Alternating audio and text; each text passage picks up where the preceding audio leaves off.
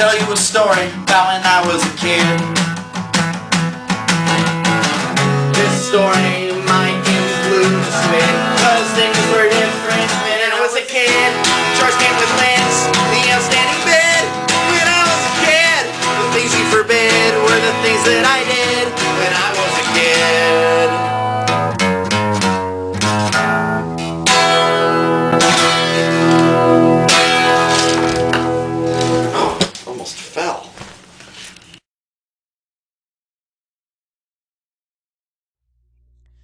I remember when I was in the 4th grade, I took a trip to Santa Monica. This was on my own, without the knowledge of the orphanage I was living in at the time. Now, for a 9-year-old kid to travel to Santa Monica all alone without anyone else's knowledge was really dangerous. I encountered several problems along the way, many of which left many innocent bystanders dead, or dying, or near death, or almost dead, or even dead.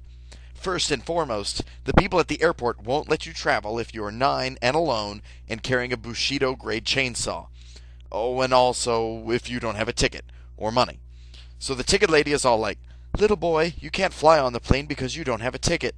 And I'm like, "But I really need to get to Santa Monica." And she's like, "Well, the only way you're going to get to Santa Monica today is if you fly on a Pegasus." Well, bad news for her, because that's when I blew on my whistle of 100 raindrops, and my Pegasus just exploded through the wall of the airport. The lady looked at Peg Legasus, that was his name, the Peg Legasus, and she screamed.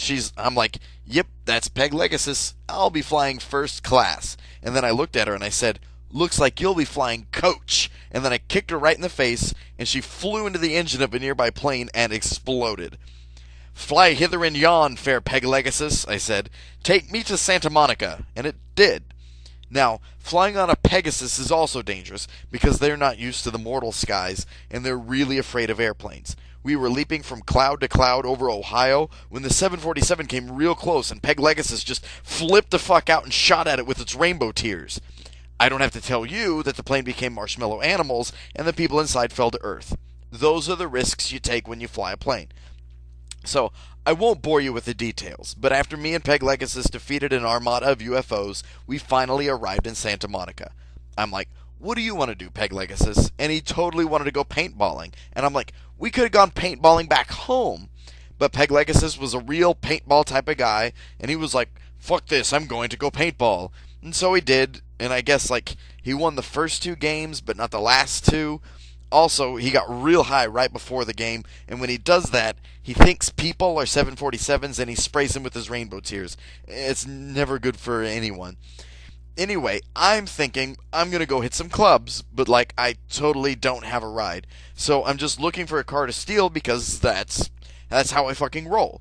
I'd always been partial to white because white cars repel the evil Firenoceros, so I totally hijacked this white Ford Bronco. Long story short, it's like this. It's 1995. I'm in Santa Monica. I just jumped into someone else's white Ford Bronco. I don't need to tell you. Next thing I know, I'm going down the highway sitting next to O.J. Simpson. I'm like, "Hey, O.J., what's up? Why are you all stressed out?" And he's like, "I'm running from the police right now, kid." And I'm like, "Yeah, I hear ya." And he's starts talking about how much trouble he's in and how he's probably going to have to kill himself later. And I'm like, "Dude, will you drop me off at a club first?" And he's like, "Yeah, whatever. Where do you want to go?"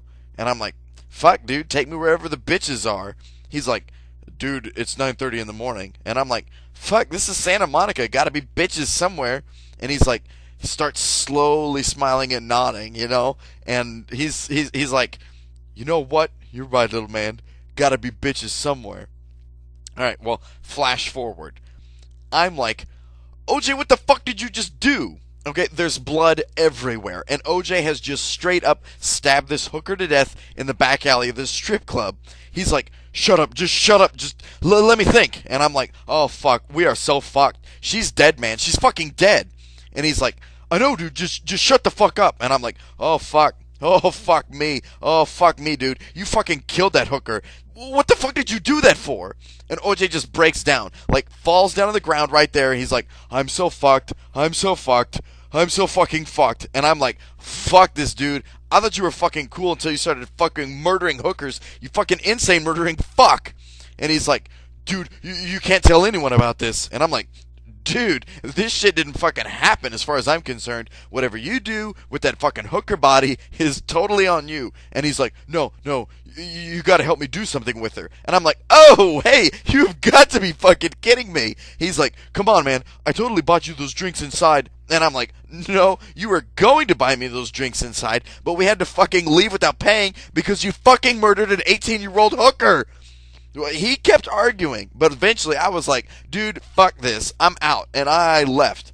I met up with Peg Legasis at a Barnes & Noble where we got a vanilla breve, and he told me his stories, and I told him my stories, and we laughed and laughed. We laughed that day. We laughed all the way home.